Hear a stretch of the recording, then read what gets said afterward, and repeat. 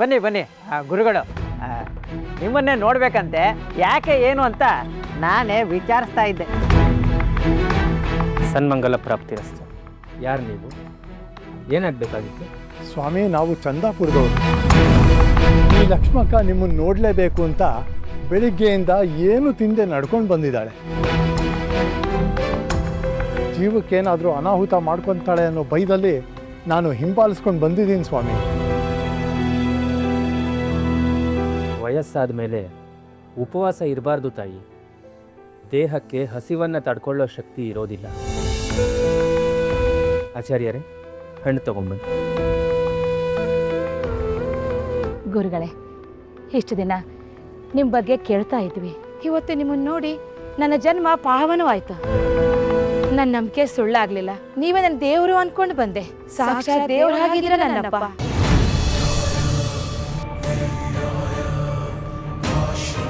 ಇಲ್ಲಿ ಯಾರೂ ದೇವರಿಲ್ಲ ತಾಯಿ. ನಿಮ್ಮ ಹಾಗೆ ನಾನು ಒಬ್ಬ ಸಾಮಾನ್ಯ ಮನುಷ್ಯನಷ್ಟೇ. ಹಣ್ಣನ್ನು ತಗೊಳ್ಳಿ. ಸ್ವಲ್ಪ ತಡೀರಿ. ನಿಮ್ಮ ಪವಾಡಗಳ ಬಗ್ಗೆ ತುಂಬ ಕೇಳಿದ್ವಿ. ನೀವು ದೇವರು ಅಂತ ನಂಬ್ಕೊಂಡು ಬಂದಿದ್ದೀನಿ. ದಯಮಾಡಿ ನಾ ಕೇಳಿದ ನನ್ನ ಮಾತು ನಡೆಸ್ಕೊಟ್ರೆ ನಾನು ಹಣ್ಣು ತೆಗ್ತೇನೆ. ನಡೆಸುವವನು ನುಡಿಸುವವನು ಎಲ್ಲ ಶ್ರೀ ಹರಿಯೇ ಆಗಿರುವಾಗ ನಮ್ಮದೇನಿದೆ ತಾಯಿ? ಅವನ ಪ್ರೇರಣೆಯಾದರೆ ಎಲ್ಲ ತನ್ನಿಂದ ತಾನೇ ನಡೆಯುತ್ತೆ. ಮೊದಲು ಹಣ್ಣನ್ನು ಸ್ವೀಕಾರ ಮಾಡಿ.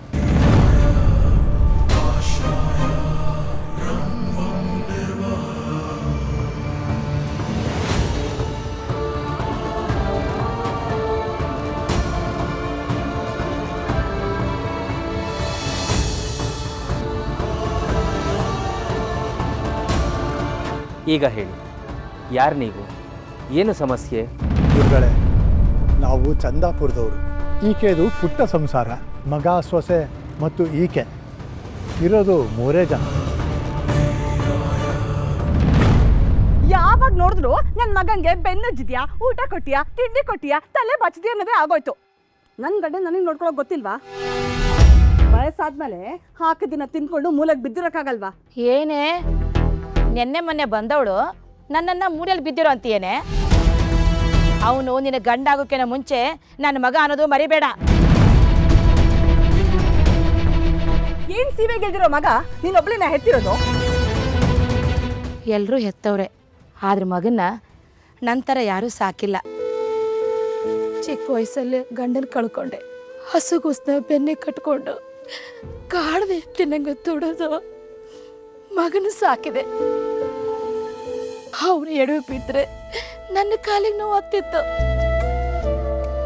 ಅವನ ಕಾಲಿಗೆ ಮುಳ್ಳು ಚುಚ್ಚಿದ್ರೆ ನನ್ನ ಕಣ್ಣಲ್ಲಿ ರಕ್ತ ಬರ್ತಿತ್ತು. ಹಂಗೈಲಿಟ್ಟು ಸಾಕಿರೋ ನನ್ನ ಮಗನ್ನ ನೀನು ಬಂದು ಬೆರಳ ತುದಿಯಲ್ಲಿ ಕುಣಿಸಿದ್ರೆ ನಾನು ನೋಡ್ಕೊಂಡು ಸುಮ್ಮನೆ ಕುಂತಿರ್ಬೇಕಾ? ನಾನು ಕಣ್ಣು ಮುಚ್ಚೋವರೆಗೂ ಅವನು ನನ್ನ ಮಗನೇ. ನಾನು ಕೇಳೋಳೆ. ನೀನ್ ಕೇಳೋ ಹಾಗಿದ್ರೆ ನನ್ನ ಯಾಕೆ ಮದುವೆ ಮಾಡಿದೆ? ಬಡವ್ರ ಮನೆ ಹೆಣ್ಣು ತಗ್ಗಿ ಬಗ್ಗೆ ನಡ್ಕೋತಾಳಂತ ಮಾಡಿದೆ. ಆದ್ರೆ ನೀನು ಗಂಡನ್ನ ಸೆರಗಲ್ಲಿ ಗಂಟು ಹಾಕೊಂಡು ಹೆತ್ತವಳನ್ನೇ ಮೂಲೆಯಲ್ಲಿ ಬಿದ್ದರು ಅನ್ನೋಗ ಆಗ್ಬಿಟ್ಟಿದ್ಯಾ? ಏನಮ್ಮ ಅದು ಬೆಳಗ್ಗೆನೆ ಜಗಳ ಶುರು ಹಚ್ಕೊಂಡಿದ್ಯಾ? ಹಾ, ಶುರು ಹಚ್ಕೊಂಡಿದ್ದು ನಾನಲ್ಲ, ನಿನ್ ಹೇಳ್ತಿ. ಹೌದು ಹೌದು, ನಾನ್ ಜಗಳ ಗಂಟಿದೆ.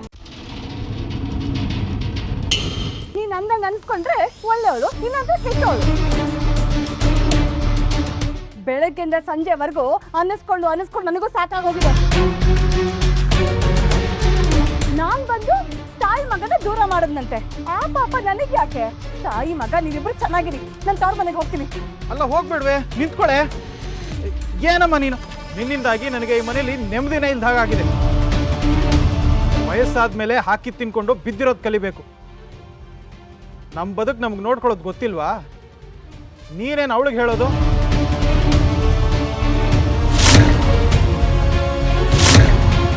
ನಿನ್ನ ವಯಸ್ಸಿನವರೆಲ್ಲ ಸತ್ತೋದ್ರು, ನಿನಗೆ ಮಾತ್ರ ಇನ್ನೂ ಸಾವು ಬಂದಿಲ್ಲ. ನಮ್ಗೆ ಹಿಂಸೆ ಕೊಡೋಕ್ಕೆ ಅಂತಾನೆ ನೀನು ಬದುಕಿದ್ಯಾ?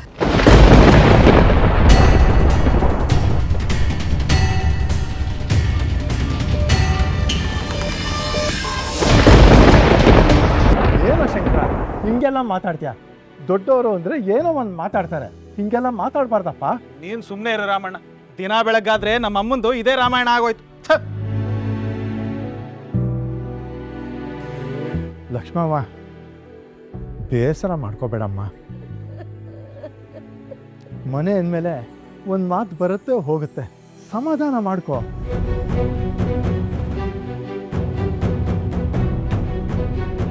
ವಯಸ್ಸಿನವರೆಲ್ಲ ಸತ್ತು ಹೋದ್ರು, ನಿನಗೆ ಮಾತ್ರ ಇನ್ನೂ ಸಾವು ಬಂದಿಲ್ಲ. ಹಿಂಸೆ ಕೊಡೋಕೆ ಅಂತಾನೆ ನೀನು ಬದುಕಿದ್ಯಾ.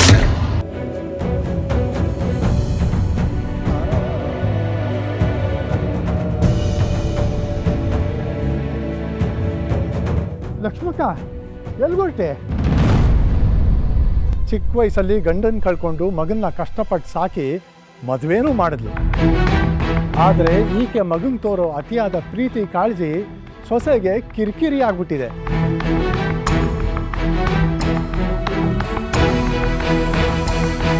ಎಲ್ಲಿ ಪ್ರಾಣ ಕಳ್ಕೊಂಡ್ಬಿಡ್ತಾಳು ಅಂತ ಈಕೆನ ಹಿಂಬಾಲಿಸ್ಕೊಂಡೇ ಬಂದೆ.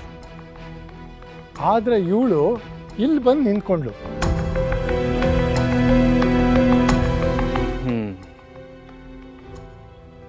ಭೋಗೇಂದ್ರಾಚಾರ್ಯರೇ, ನೀವು ಹೋಗಿ ಇವರ ಮಗ ಮತ್ತು ಸೊಸೆಯನ್ನು ಕರೆದುಕೊಂಡು ಬನ್ನಿ. ನಾನೇ? ನೀವೇ. ಆಯ್ತು.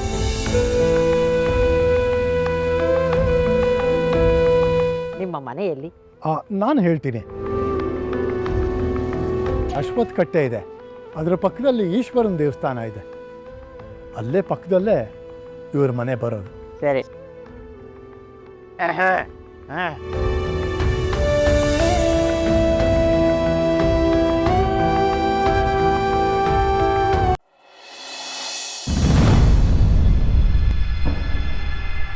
ಅತ್ತೆ ಸಿಕ್ಕರೇನ್ರಿ? ಸುತ್ತಮುತ್ತ ಎಲ್ಲ ಹುಡುಕ್ತೆ, ಎಲ್ಲೂ ಕಾಣಲಿಲ್ಲ. ಯಾವುದಾದ್ರೂ ಕೆರೆನೋ ಬಾವಿನೋ ನೋಡ್ಕೊಂಡಿದ್ರೆ ಊರ್ ಜನ ನಮ್ಮನ್ನು ಸುಮ್ಮನೆ ಬಿಡ್ತಾರಾ? ನಾವೇನು ಅವಳನ್ನ ಸಾಯಿ ಅಂತ ಹೇಳಿದ್ವಾ? ಮನೆ ಅಂದಮೇಲೆ ಒಂದು ಮಾತು ಬರುತ್ತೆ ಹೋಗುತ್ತೆ. ಅತ್ತೆ ಸೊಸೆ ಯಾರ ಮನೆಯಲ್ಲೂ ಜಗಳ ಆಡೋದೇ ಇಲ್ವಾ? ಇಷ್ಟಕ್ಕೆ ಹೀಗೆ ಮಾಡಿದ್ರೆ ನಾವೇನು ಮಾಡೋಕ್ಕಾಗತ್ತೆ? ಅವಳೇನಾದರೂ ಜೀವ ಕಳ್ಕೊಂಡಿದ್ರೆ ನಾವಂತೂ ಈ ಊರಲ್ಲಿ ನೆಮ್ಮದಿಯಾಗಿರೋದು ಸಾಧ್ಯವೇ ಇಲ್ಲ. ಅದಂತೂ ಸತ್ಯ. ನಿಮ್ಮ ನೆಮ್ಮದಿಗೆ ಬೆಂಕಿ ಬಿತ್ತು. ನಿಮ್ಮಿಂದಾಗಿ ನಮ್ಮ ನೆಮ್ಮದಿ ಹಾಳಾಗೋಯ್ತಲ್ಲ ಗೋವಿಂದ. ನಡೆದು ಕಾಲೆಲ್ಲ ಹೂತ್ಕೊಂಡಿದೆ. ಕ್ಷಮಿಸಿ ಸ್ವಾಮಿ, ತಾವು ಯಾರು, ಎಲ್ಲಿಂದ ಬಂದಿದ್ದೀರಿ, ಯಾಕೆ ಬಂದಿದ್ದೀರಿ, ನಂಗೆ ಒಂದೂ ಅರ್ಥ ಆಗ್ತಾ ಇಲ್ಲ. ನೀನು ಲಕ್ಷ್ಮಮ್ಮನ ಮಗ ಅಲ್ವಾ ಗೋವಿಂದ? ಹೌದು. ನಿಮ್ಮ ತಾಯಿ ಮಠಕ್ಕೆ ಬಂದು ದೂರು ಕೊಟ್ಟಿದ್ದಾರೆ. ನಮ್ಮಮ್ಮ ಮಠಕ್ಕೆ ಬಂದಿದ್ದಾರಾ? ಇನ್ನೇನು ಆತ್ಮಹತ್ಯೆ ಮಾಡ್ಕೊಂಡಿರ್ತಾಳೆ, ಪಿಂಡ ಬಿಟ್ಟು ಕೈ ತೊಳ್ಕೊಳ್ಳೋಣ ಅನ್ಕೊಂಡಿದ್ದ ಗೋವಿಂದ. ನೀವಿಬ್ರು ತಕ್ಷಣ ಮಠಕ್ಕೆ ಬರಬೇಕು, ಇಲ್ಲ ಅಂದ್ರೆ ಈ ಸಮಸ್ಯೆ ಮಹಾರಾಜರ ಬಳಿ ಹೋಗುತ್ತೆ. ನಿಮ್ಮಿಬ್ರಿಗೂ ಕೋಳ ತೊಡ್ಸಿ ಸೆರೆಮನೆಗೆ ಹಾಕ್ತಾರೆ.